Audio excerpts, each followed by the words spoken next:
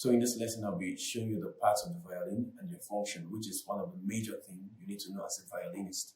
So the first thing here, it's called the scroll.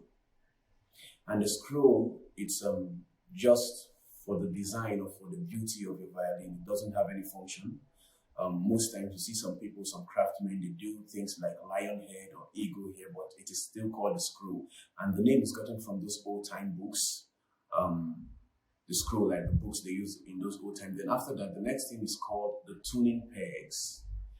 They are 4 in number, and these pegs, like the name implies, it is used for tuning the violin, and it is used to hold the strings, as you can see.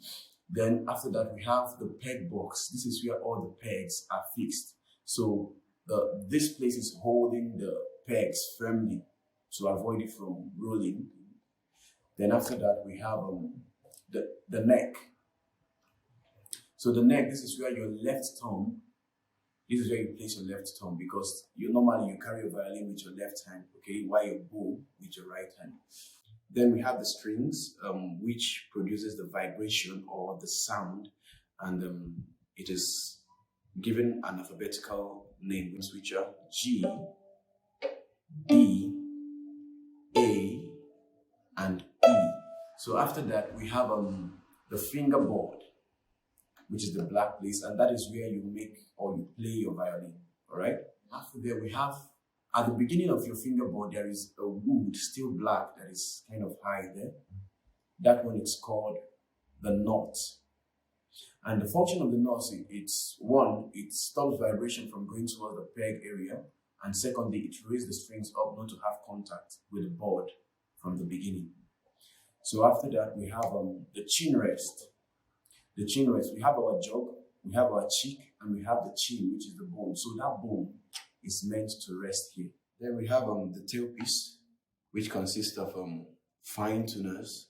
And these fine tuners have almost the same function with the tuning pegs.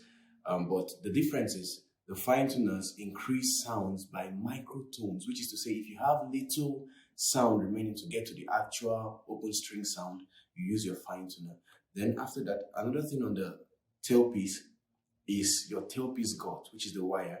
And then we have the tailpiece saddle, where the tailpiece is relaxing. Then we have the button or end pin, where the tailpiece gut is hooked.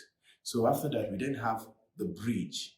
So the bridge stands on the belly of the violin, and it does almost the same thing with the knot, but from a different perspective. So here, it stops vibration from going towards the tailpiece area, and secondly, it raises the string not to have contact with the board.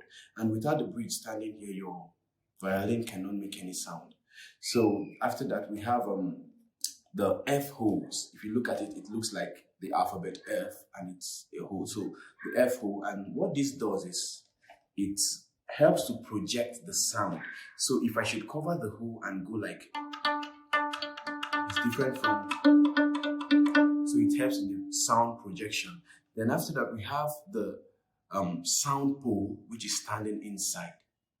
That sound pole does 2 things majorly. One, the pressure from the strings on the bridge that is pressing on the belly here. If the sound pole is not standing there, it might crack, or it may cause a crack on your violin. And secondly, it maintains the size or the space inside your violin so that it will not shrink, because without that, this place will go down, thereby changing your sound. So after that, we have the upper butt, the waist, and the lower butt. Then we have the puffling, which is the edge. We have the beak, we have the belly, and we have the back. Okay, so then we have another thing attached here, which is called the shoulder rest, and it has 2 functions, which is one, it helps to, because normally we raise our shoulder up when we want to play without it, but this helps your shoulder to be relaxed. And sometimes we wear some clothes that may be slippery, so the fiber under here hinders that. So that is that for the parts of your violin. Thank you so much for watching. To see more of these videos, follow me on Instagram, YouTube, and Twitter, with the information below. Thank you very much.